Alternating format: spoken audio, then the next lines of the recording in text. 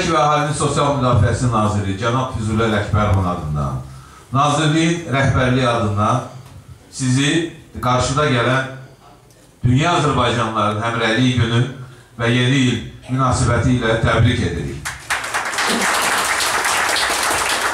Sizin hər birinizə can sağlığı, möhkəm can sağlığı arzu edirik. Sizin hər birinizə xoş günlər keçirməyi arzu edirik.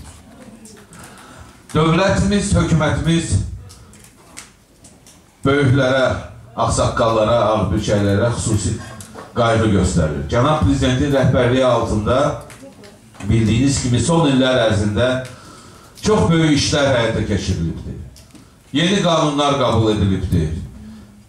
Böyüklər, ağsaqqalların, ağbirçəklərin, ahılların, qocaların, müharibə veteranlarının pensiyaların artımı, müavinətlərin artımı Cənab Prezident tərəfindən həyata keçirilib. Bu yaxınlarda da siz şahidi oldunuz ki, yeni il ərəfəsində möhtərəm. Bu yaxınlarda biz burada yaxşı bir tədbir keçirdik. İndi də sağ olsun bizim əməkdar artist qardaşını Cabir Abdullayev elə eşidən kimi şəxsən sizin burada olmağınızı eşidən kimi canla başına buyurdu və bizim xanım, gənc müğənnimiz, xalq ulucu 2009-dan bizə gözəl tanış olan, gözəl səsə malik Günel xanım Almazova və mən müğənni Yusuf Mustafayev öz ansamblım, Tərlan ansamblına keçsiniz, gəlirik, bu insanlar da bilir. İndi istərdim mən icazə özlə Günel xanımla bir duet mahnı ifa edəyək, şam mahnı ifa edəyək, ürək istəyənlər oynasınlar. Ondan sonra mən Cabirin əlimə istafeti verəcəm. Çünki bizə də bu dəqiqə tədbirlərdir. Mən də qırsa gedəcəm başqa tədbirlərdir.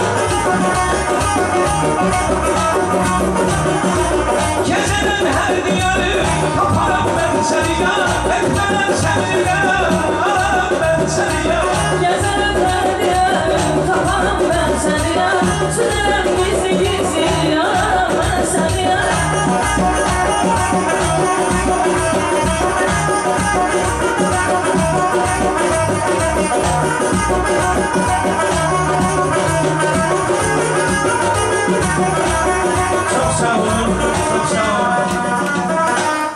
Çok başarılısı bir